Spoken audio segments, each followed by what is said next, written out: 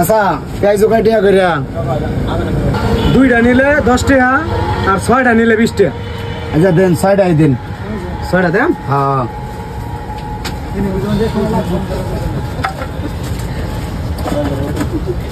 ঠিক আছে, সমস্যা কাছে বেশি টাকা।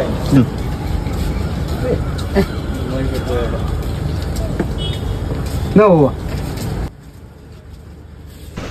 এই যে নেন টাকাটা। ঠিক আছে আমি তাহলে গেলাম, দেখা যাক টুকটাই বেচতে পারি কিনা।